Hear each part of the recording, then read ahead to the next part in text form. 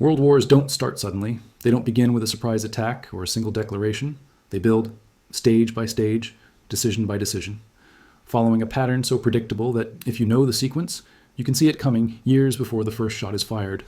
World War I followed a 5-stage escalation pattern: trade tensions between empires, formation of rival alliances, regional conflicts that tested those alliances, a trigger event in a place nobody cared about, and then total war that killed 20 million people. World War II followed the exact same pattern: economic crisis and trade collapse, rise of nationalist movements, regional expansion, and proxy conflicts, a trigger event that forced the alliances to activate, and total war that killed 75 million people. 2 world wars, 2 identical patterns, and right now in 2025, we're following that same sequence. We've completed stages 1, 2, and 3. We're deep into stage 4, and stage 5 is World War. The pattern doesn't guarantee it happens, but history shows that once you reach stage 4, the probability of stage 5 becomes terrifyingly high, because at stage 4, all the conditions are set, all the alliances are locked in, all the regional conflicts are active. And all it takes is one miscalculation, one escalation that goes too far, one trigger event that forces the great powers to choose sides. This is the story of how world wars actually start. Not the simplified version you learned in school, the real pattern. The sequence that repeated twice in 30 years, and why every warning sign says we're about to watch it happen again. Let's start with World War I, because this is where the pattern was established. And once you see it, you'll realize it's not unique to that era. It's how great power conflicts always escalate. Stage 1, trade tensions and economic competition. In 1890, Germany was rising, fast. They had just unified in 1871, and within 20 years, they were industrializing at a pace that terrified Britain. German steel production surpassed Britain's. German manufacturing was competing globally. German exports were flooding markets that Britain had dominated for a century. Britain, the dominant empire, controlled a quarter of the earth and most of global trade. But their industrial lead was shrinking, and the British establishment saw Germany as an existential threat. Not a military threat yet, an economic one. Germany was challenging British dominance of global commerce. This created the first stage: economic competition, trade tensions. Both countries started implementing policies to protect their industries: tariffs. Preferential trade deals with colonies and allies. Economic blocs forming. Britain tightened control over its empire's trade. Germany sought its own place in the sun with colonies and markets. By 1900, the great powers weren't cooperating economically. They were competing, and that competition was turning hostile. Stage 2, alliance formation. Economic competition led to security fears. If Germany was going to challenge British economic dominance, Britain needed allies. So they began building a coalition. In 1904, Britain signed the Entente Cordiale with France, an agreement to cooperate against shared threats. In 1907, Britain signed an agreement with Russia, creating the Triple Entente: Britain, France, and Russia. 3 great powers aligned against the rising threat of Germany. Germany responded by strengthening its own alliances. They already had a pact with Austria-Hungary. In 1882, they'd formed the Triple Alliance with Austria, Hungary, and Italy. By 1912, the major powers of Europe were locked into 2 rival blocs. This is stage 2, alliance formation. Once the alliances are set, every conflict becomes bigger than itself, because helping an ally becomes an obligation, and abandoning an ally becomes a sign of weakness that invites aggression. The alliances were supposed to create stability through deterrence. Instead, they created a hair trigger. Any conflict between alliance members would pull in everyone else. Stage 3, regional conflicts and proxy wars. With the alliances in place, stage 3 began. Regional conflicts that tested the system: the first Moroccan crisis in 1905, the Bosnian crisis in 1908, the second Moroccan crisis in 1911, the Balkan Wars in 1912, 1913. Each crisis was localized. Each was resolved without general war. But each increased tensions. Each forced the alliances to mobilize, to threaten, to show resolve, and each created resentment, humiliation for whoever backed down, and a desire to stand firm next time.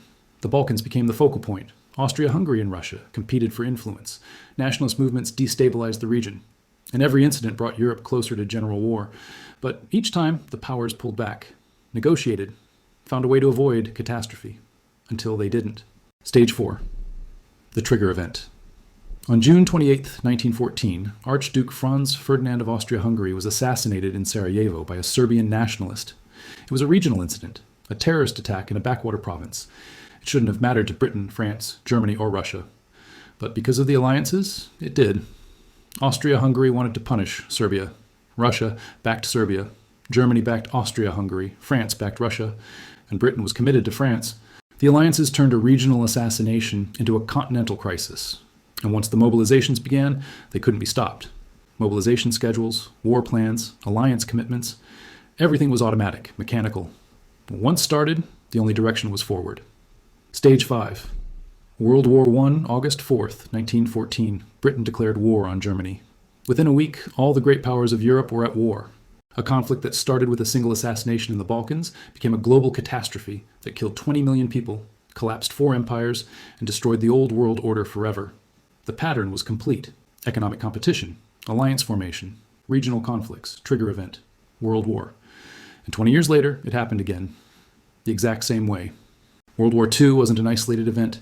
It was the second iteration of the same pattern. Different countries, different context, same sequence. Stage 1. Economic crisis and trade collapse. In 1929, the global economy collapsed. The Great Depression destroyed trade, collapsed currencies, and created mass unemployment. By 1933, international trade had fallen by 65%.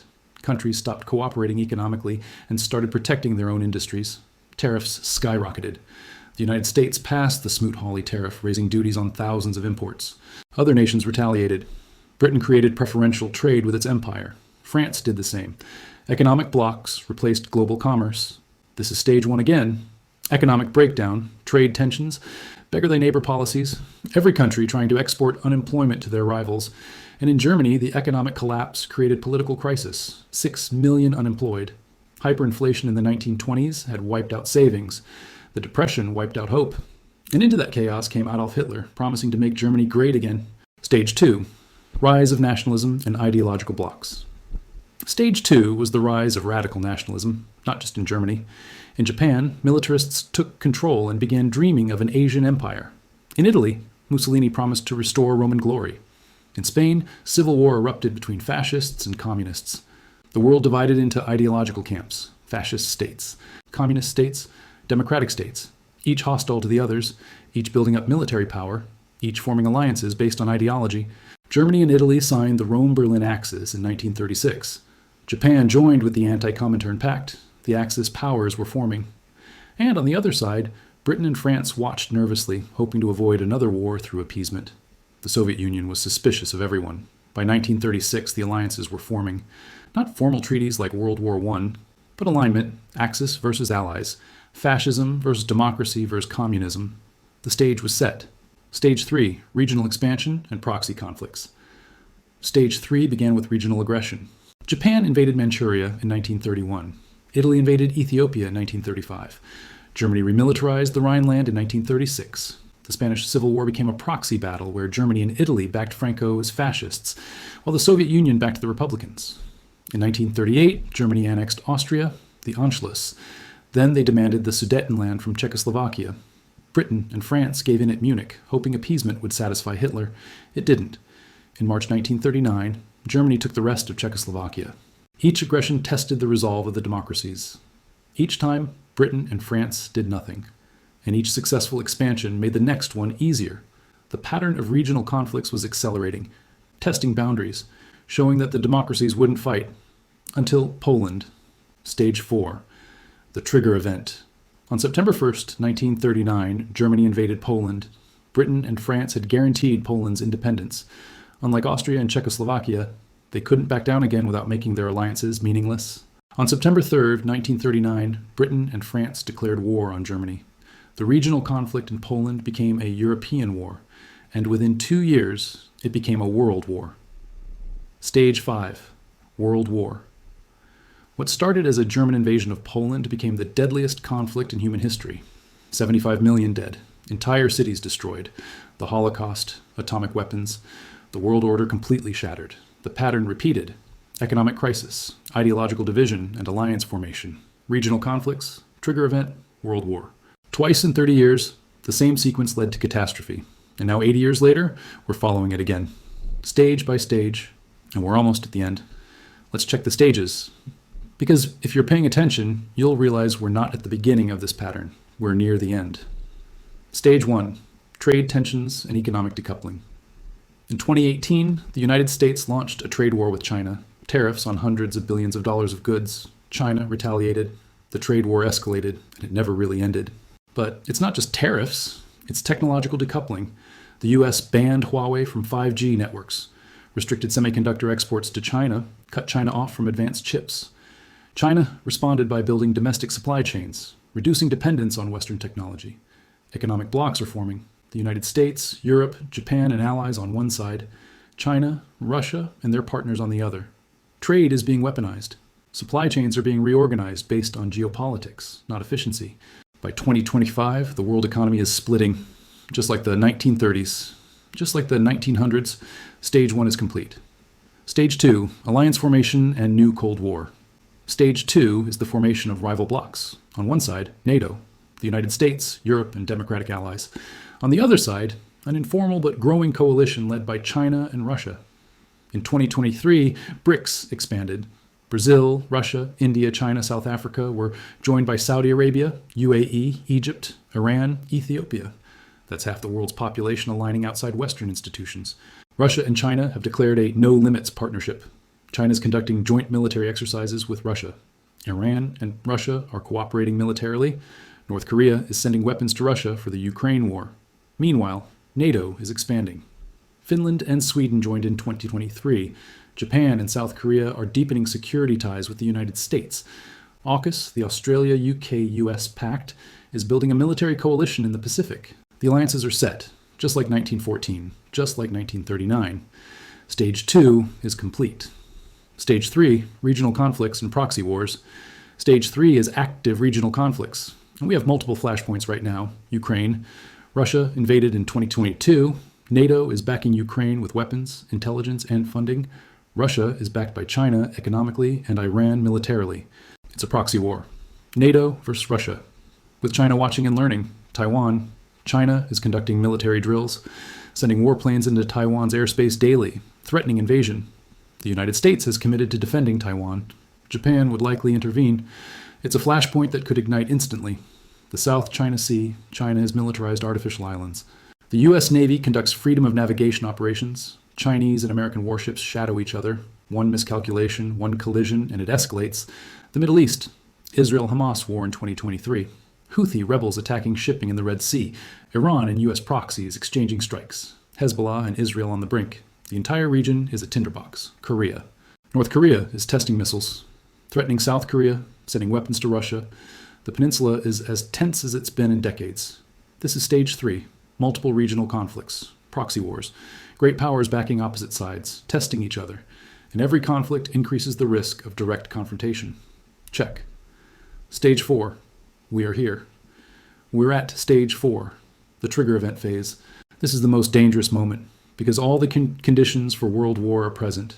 The economic tensions, the alliances, the regional conflicts. All we're missing is the incident that pulls everyone in. It could be Taiwan. If China invades, the US will likely intervene. Japan will activate. Australia through AUKUS. And Russia, having demonstrated its support for China, might open a second front in Europe. It could be Ukraine. If NATO troops end up fighting Russian forces directly, or if Russia uses a nuclear weapon, or if the war spreads to Poland or the Baltics. It could be the Middle East. If the Israel-Iran conflict goes fully hot. If the Strait of Hormuz closes. If oil becomes a weapon and economies start collapsing. It could be something we're not even watching. A cyber attack on infrastructure. An assassination. A naval collision in the South China Sea. The trigger in 1914 was an assassination in the Balkans. Nobody saw it coming. The trigger in 1939 was Poland. Many thought it wouldn't lead to general war. We're one incident away from Stage 5. One miscalculation. One escalation that goes too far. And with this many flashpoints active, with this much tension, with alliances this rigid, the probability increases every day. Let's be clear about what Stage 4 looks like historically, because the warning signs are unmistakable. Massive military buildup. China is expanding its navy faster than any country since World War II. Building aircraft carriers, submarines, destroyers. Russia has mobilized its economy for war production. NATO is increasing defense budgets across the board. The US is ramping up munitions production. Everyone is preparing for large-scale conflict. Propaganda and dehumanization. In China, state media calls Americans imperialists and enemies. In Russia, the West is portrayed as existential threat. In the West, China and Russia are autocratic villains. The populations are being prepared psychologically for war. Economic decoupling, accelerating. Trade between blocs is dropping. Technology sharing has stopped. Even scientific cooperation is fracturing. The world is splitting into separate economic systems. This is what happened in the 1930s. Alliance rigidity. The alliances are hardening. Countries are being forced to choose sides. Neutrality is becoming impossible. And once you're in an alliance, backing out means abandoning your security guarantees. Multiple simultaneous flashpoints. In 1914, there was one flashpoint, the Balkans. In 1939, there was one trigger, Poland. Today, we have Ukraine, Taiwan, South China Sea, Korea, Middle East. That's 5 potential triggers. The more flashpoints, the higher the probability one ignites. Public desensitization. People are getting used to conflict. War footage is background noise. Sanctions are routine. Military deployments don't make headlines anymore. This psychological numbing happened before both world wars. When war comes, people are too desensitized to demand their governments stop.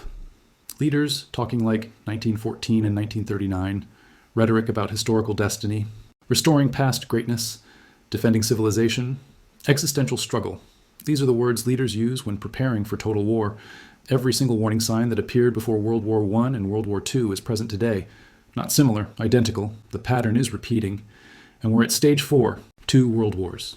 2 identical 5-stage patterns. Economic tensions, alliance formation, regional conflicts, trigger event, total war. In 1914, nobody believed it would happen. The great powers were too interconnected economically. Globalization would prevent war. They were wrong, 20 million dead. In 1939, nobody believed it would happen again. The lessons of World War I were too fresh. The League of Nations would prevent escalation. They were wrong, 75 million dead. And now in 2025, we're following the same pattern. Stage 1, complete.